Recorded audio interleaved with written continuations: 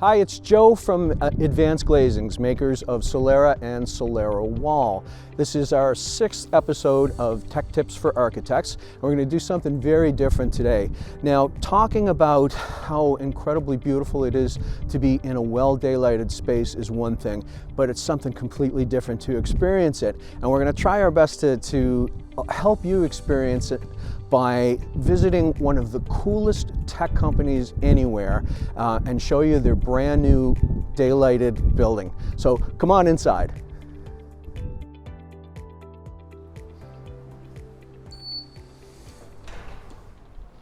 Hey, Doug.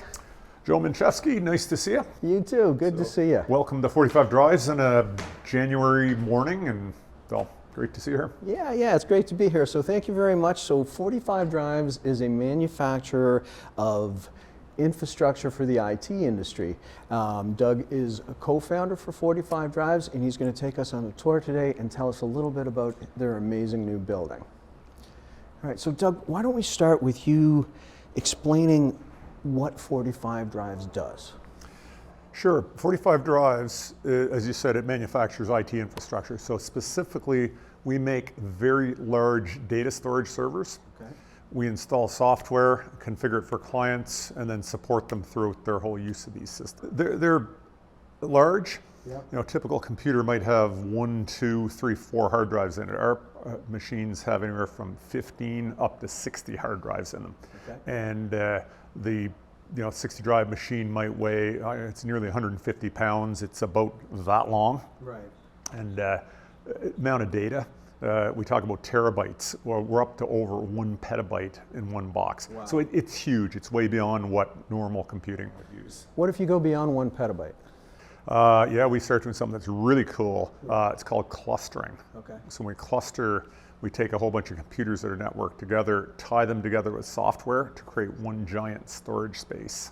And it's infinitely scalable. Scales in, obviously, in capacity, but also scales in performance. So you can put as many users on them. It's just the most fascinating technology. We're a leader in that. Oh, very cool.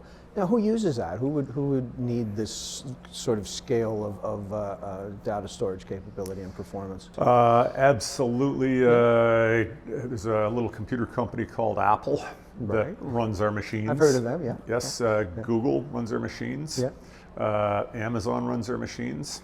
I'm trying to think who else, like organizations like NASA, a number of the big aerospace companies. And we have something like, I think it's like 80 of the top 100 US universities run our machines. Wow, that's really cool. All right, here we go. So Doug, let's talk a little bit about this building. How long have you been in here? We got in this building in, it's a great question, Joe. It was 2021, and I think it was around summer of 2021. We had a grand opening event in September. Okay. So relatively new. Yeah, absolutely. Yeah. So when you conceived of this building, what were your goals? What were the things you were trying to achieve? Okay, so what we're trying to achieve. So an up and coming cutting edge computer company, open source, open heart platform, best customers on earth, bringing together a sophisticated group of people in this. And we're part of a large organization. There's about 400 people roughly in the whole organization. And when we took out of this is 45 Drives. I need a place to bring 45 Drives, the driving force of 45 Drives together. Okay. So it's not our manufacturing side of that. That is not in here. But what we got in here is we have sales, we have marketing, we have product development, we have service are the main groups that we have in here. So and everybody that's customer facing in it. So this is a bunch of really creative people, and in a high growth technology company. So we wanted to build a building where they can all come together, and that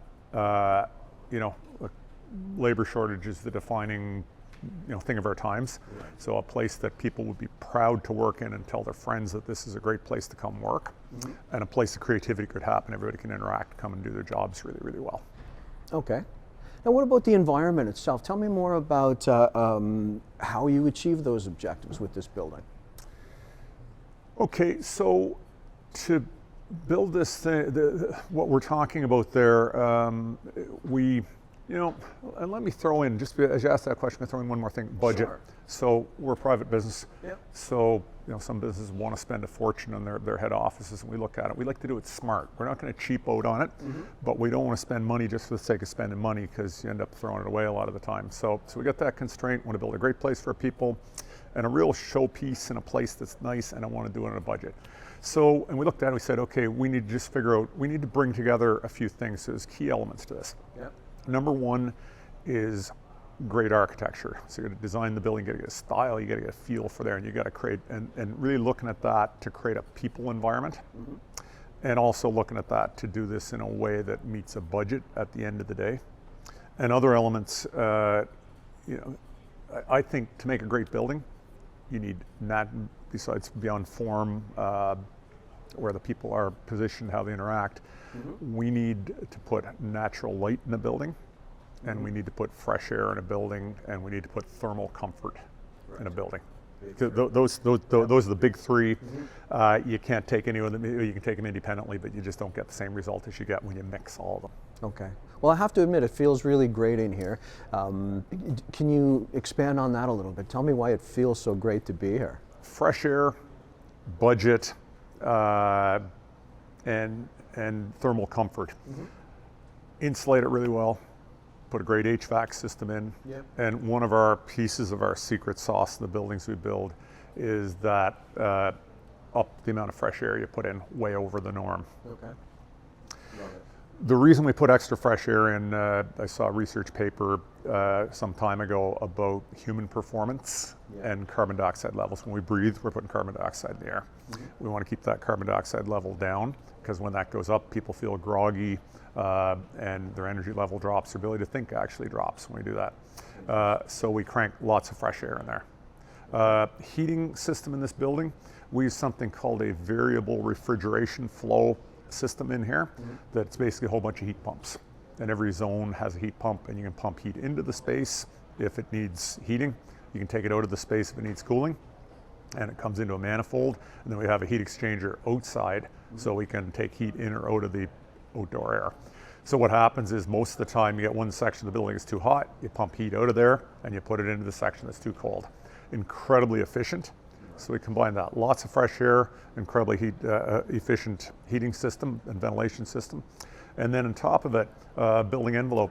If you want to build something efficient and comfortable, you need to really insulate your building. Okay. It's a building on a slab. Insulate, huge amount of insulation underneath the slab, huge amount in the ceiling. It's sloped roof in here.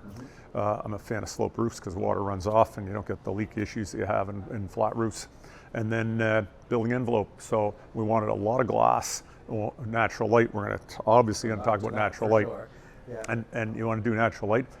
If you use a lot of glass, you can create serious problems. One of them is thermal and thermal comfort. Huge glass areas, get temperature extremes outside. It's either feeling way too hot or way too cold inside. So we wanted very, very good insulating glass. Perfect.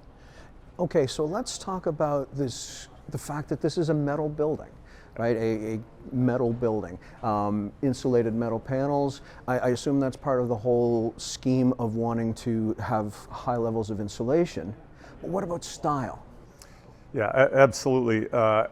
It's a key thing. Everything in architecture ties together.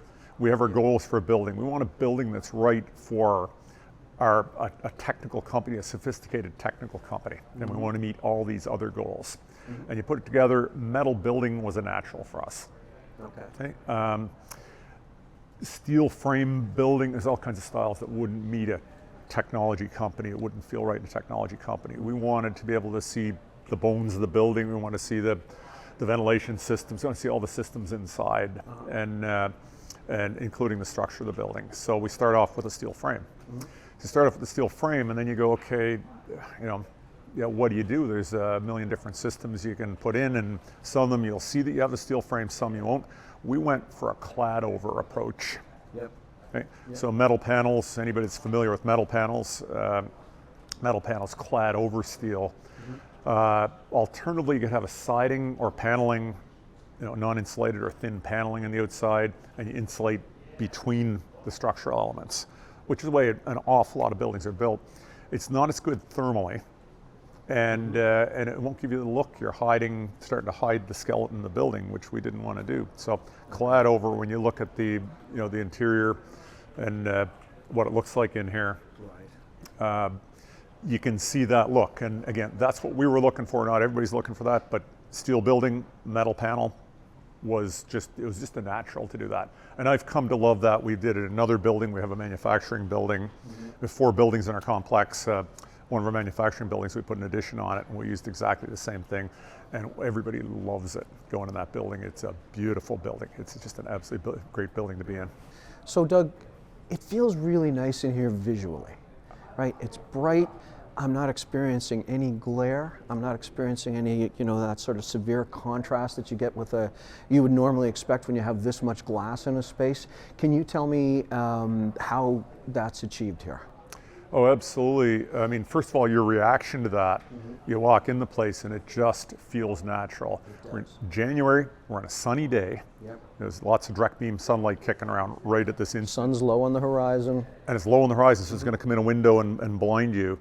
Yet you're in this space and nobody has an issue with it. And you look at the people around with computers, there's computer screens everywhere, people comfortably using computers. And you look at the light in here, and the color balance in here. This is completely naturally lighted in this space, and the color balance is perfect and it's glare-free. And critical by design that we wanted this building to just operate natural light like this. That having great natural light, I've become a huge believer on it. Just like I talked about ventilation and putting fresh air to people, getting that natural light and getting usable natural light. Natural light, you think about what natural light does for people. Number one, it's brighter. And it's brighter without put too much artificial light. There's no lights on. I'm looking around right now. There are no lights on. Yeah, if you try to make a really bright space with artificial light, it's hard on you. The spectrum, the artificial spectrum is hard on you. Yeah. Natural light, I think we're in about 1,500 lux here, whereas we designed for 500 lux for an artificial light, right? Yeah. So we got 3 times the light, no stress on seeing your computer screens, none whatsoever. And that extra bit of light helps us in an active space. We'll talk about our cafeteria or our cafe after, another important part, and that's much darker because that's a space where people are just relaxing and interacting socially. This is a workspace, so you want that brighter light in a workspace. So we get to do brighter light. The other thing in natural light is that natural light, you come in the morning, we're in here on a Monday morning in January. Natural light changes through the day, and it changes in intensity, but it changes in spectrum. And this space, that happens. We naturally go from the reds, much redder spectrum in the morning and evening, and we move into the much whiter light in the middle of the day, and that just happens naturally and slowly through here. We humans are programmed to live, breathe, metabolize, work under that, and it's just myself living and being in one of these buildings. In the past have been in spaces without windows with fluorescent lights. It just feels so much better to be in a space like this. Well, there's a fair bit of research that shows when you separate people from those natural cycles, we don't feel as good and we don't perform as good. Can you comment a little bit on the performance of your employees in this building compared to maybe a building maybe where you used to be, or buildings that you've worked in the past that don't have this incredible soft natural light? Yeah, I wish I had a direct productivity measurement. It's hard because different groups of people doing different things. It's hard to get an A and B. But what I will say is that when people talk about our buildings, we talk about people coming from our other buildings to this building, and they talk about the fresh air. Like it's just, we have another building we cranked fresh air up in, actually 2 of our other buildings. One of our other buildings, we don't have that much fresh air, and you come in here and it's just, there's an alertness that you get. And clarity. Look, I'm going to describe the air thing before I describe the light thing. The air thing. If you've ever been to a family gathering in a small space, Christmas dinner, and you start to say it's a little stuffy in here. You walk outside and you take a breath and your head clears.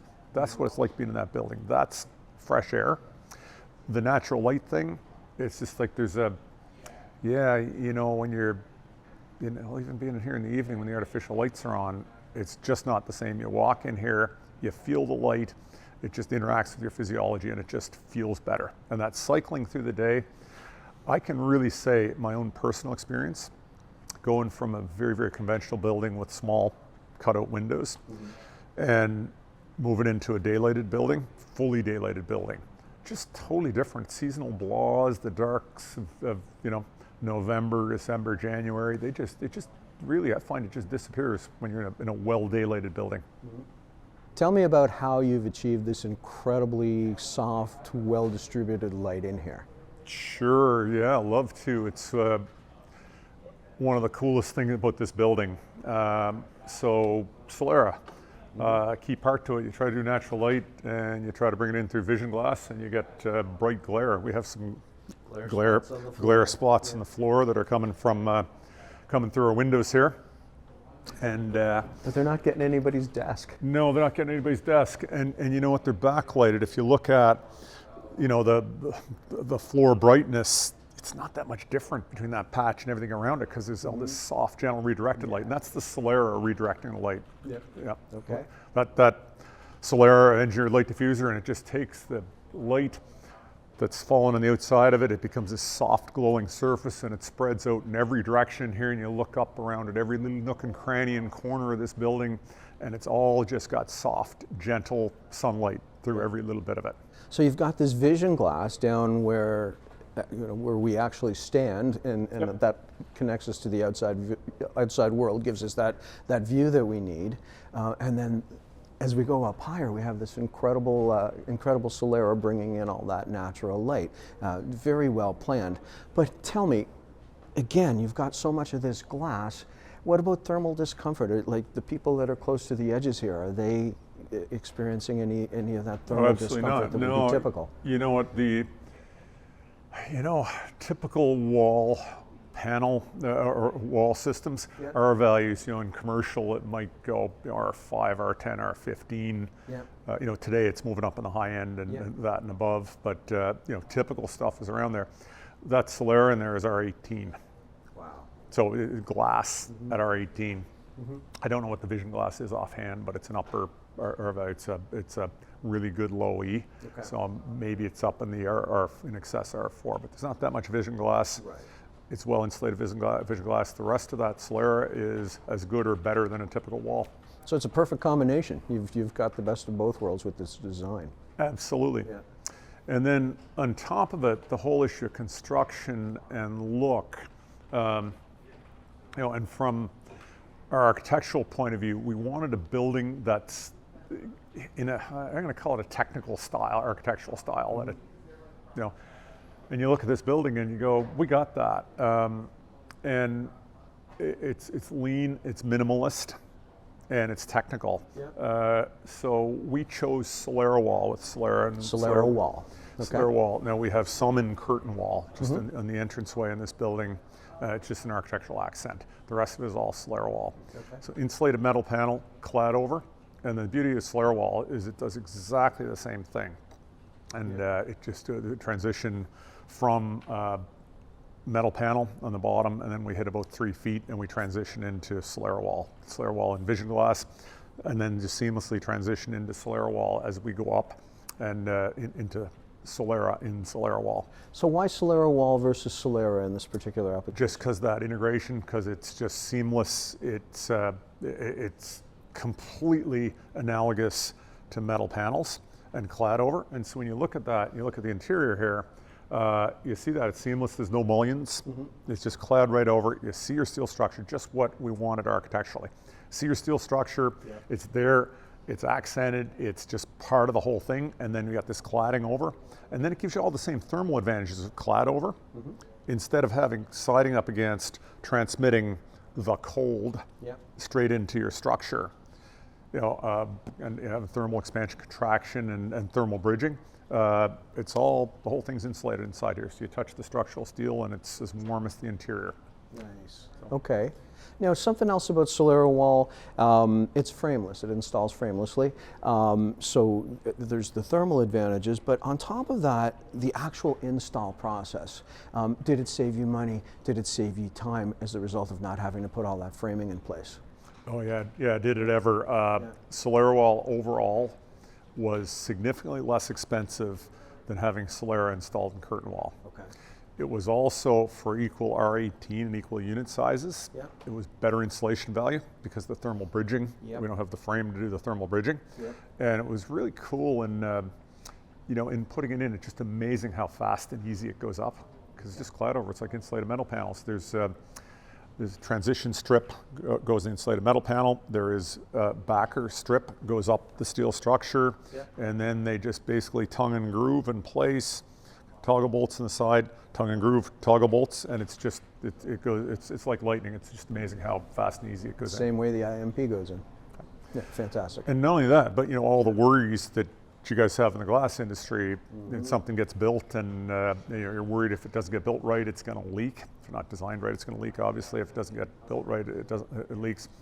SoleraWall, we've just been through, since the SoleraWall has been up, we've had 2 hurricanes over the last, this building's had 1. I was going to ask you about 2. that. Yep. We're on an island in the North Atlantic. Absolutely. It gets windy here, crazy windy, Yep. insane amounts of rain, rain mixed with snow. You get some pretty bizarre weather here. 2 hurricanes recently. Yep. How does it hold up in those sorts of extreme weather conditions? It was great. It's been not a drop of water came through. Where we're standing here, this southeast wall, the wind was the southeast last hurricane, which happened all of a month and a half or 2 months ago, or whatever, 3 months ago. Fiona. Fiona, and it was a serious hurricane. Yeah. Fiona came through here, and we had our electric power was out for about a week on this island, which is an anomaly. I mean, I remember I was a kid. I mean, it'd be, damn near 50 years ago, we had a hurricane. It wasn't a hurricane, it was another storm came through and put power out for maybe 3 or 4 days, but have power out for a week. Like, this is a serious hurricane. Not a drop of water came through. This stuff is designed. No damage? No damage whatsoever. Came out completely unscathed. The modules in here, I think they're actually 60 pounds per square foot wind load. On these, and again, you can design it differently, different module sizes. But these, I think, are 60. And if I'm correct, and 60 is way beyond. Around here, you want to design for about 25 pounds per square foot. So, yeah, really, really robust. Really well rain screened inside, and not your usual rain screen, but a whole different approach. Same principles, different execution on rain screen, flawless. And you know what? Here's a comparison point. Another building that when you came in, the entrance is another building right beside us that looks very similar. Actually, it's got the same steel structure. And that building has windows, and there's both vinyl windows and aluminum windows in that building. Southeast face that leaked like a sieve in the last hurricane. This thing, not a drop. Love it. Okay, I have to take you back, because at the end of the day, what matters is the occupants of the buildings, right? And I know you said at the beginning that was one of your most critical objectives. Tell me more about how all of this fits together and ultimately impacts the achieving of the corporate goals. Sure, yeah, absolutely. Companies are a group of people who are gathered together to earn a living. I always use that definition of a company. We are very strong very strong culture in this place. We've developed, we decided we wanted a workplace where we all have fun and we all make money. And the having fun is a really important part of it. I'm a team sports guy. I love playing. I play old guy hockey and played sports all my life. Good Canadian boy. Absolutely, and love the whole thing of tackling something together. And we had a group of people in here. We've done exactly that. We've brought together really, really high quality human resources in here. And we love hiring young. We hire a lot of people straight out of school. They come in, they grow in our culture, and they learn our just deep commitment to our culture, and our whole thing that we want everybody to enjoy coming to work. To enjoy coming to work, you need a whole bunch of things, and one of them is success. Nobody likes coming to a workplace where you're failing, or nobody likes failing inside a workplace and succeeding. They don't like that. So we're creating this whole thing that's all about people, and done it very, very successfully. When we moved from our other locations inside the organization into this building, there's just a step change in how the whole place went. Everybody, they're in this building, natural light, great feeling building. The active workspaces, our meeting areas, beautiful meeting areas our offices, everything open. It's an open culture. Everything is, interior partitions are all glass. Yep. And it was a step change for our people in here. And just this real sense of, I don't know what it is, Joe, it's really hard to put words to it, but you come in here, people walk into the organization, we take people for tours and they go, who's so into this? There's smiles on their faces. Yeah. It's a synthesis of everything. It's our culture, has a whole lot to do with it, but the building supports the culture, and the culture supports being in a building like this, and it just works together, and it's working wonderfully. I'll tell you how wonderfully it's working. Last year was a 35% growth here. 35%. 35%. This year, we may do 40 to 45 this year we're in. Wow. So. In a recessionary year? Yeah. Wow. Yeah. That's absolutely amazing. So that means you're going to have to expand probably. I'm looking around and almost all of these seats are filled. You're probably going to have to build again or expand this building. What are you going to do? What's the next step? I think it's going to be a build. Okay. And we're actually, that's just on the table right now. We have to build more manufacturing space separately, which will be in a lot of similarities in the building. Yep. It'll be naturally lighted. It will have fresh air. With SoleraWall naturally lighted. It will be. Yep. It will be like SoleraWall. Yeah.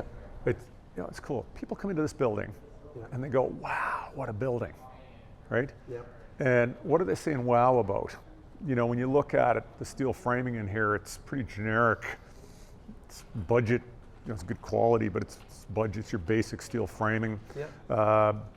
It's drywall. It's slab, it's carpet, and whatever else. And cubicles, but people walk in the building and say, wow. And we've done it on a budget. Because wow in a building is not about spending money. And I guess you can wow people by spending money and put gold leaf over all your structure, and the finest marble and whatever else.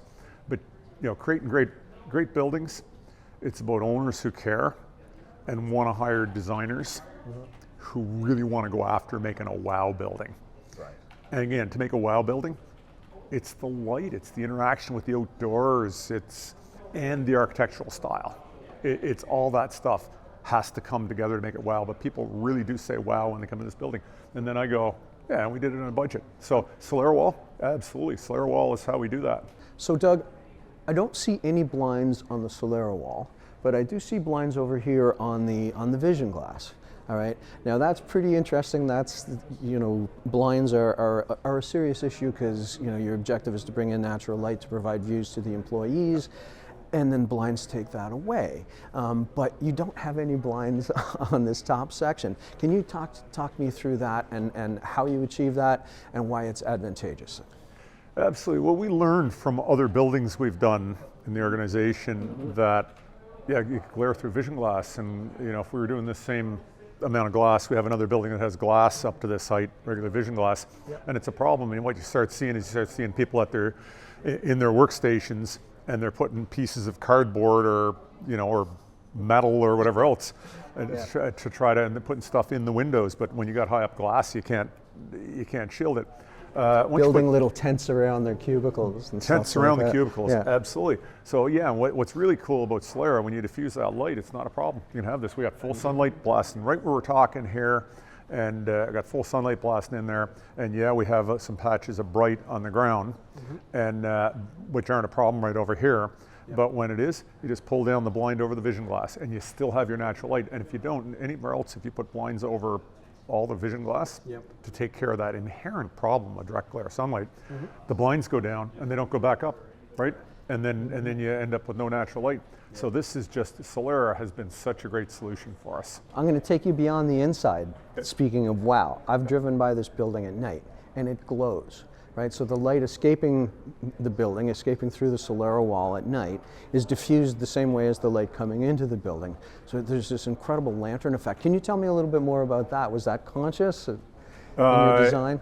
You know what, it was all about the people inside the building, Joe, was our motivation, and it's just a nice side effect. Yeah. I know Solera and SoleraWall get used in a bunch of other projects. I know sometimes people use it just for that. Yeah. We were aware of that, and it is a wow factor. People go by, I mean, you go by at night and you go, what's that? It has to help with hiring. Yeah. That incredible beacon sort of effect of this building, it has to help with hiring. Having a great building and having people aware of having a great building definitely helps with hiring. It absolutely does. Okay. Yeah. I thought so. Yeah. Okay. Is there anything you're going to do differently in the next building that you've learned from this one? So other than some things about we didn't put quite enough storage space in the building, we got a few little things like that. Yeah. But no, we're absolutely. I got a couple placements. I have some heat exchangers outside, right outside some vision glass. Yeah. And for our heating system, I'm going, why didn't we hide that, folks, and put that a little farther away? A couple of little whoopsies like that, but overall for a project the size of this building, no, the fundamentals, they'll all be the same. They'll all be the same. This place is amazing. Yeah. Yeah, and this company is really amazing as well. Yeah. I can't thank you enough for your time. I appreciate it, and I wish you good luck. And 45%, that's fantastic. Thank you very much, Joe. Really appreciate it. Absolutely my pleasure. Thank you.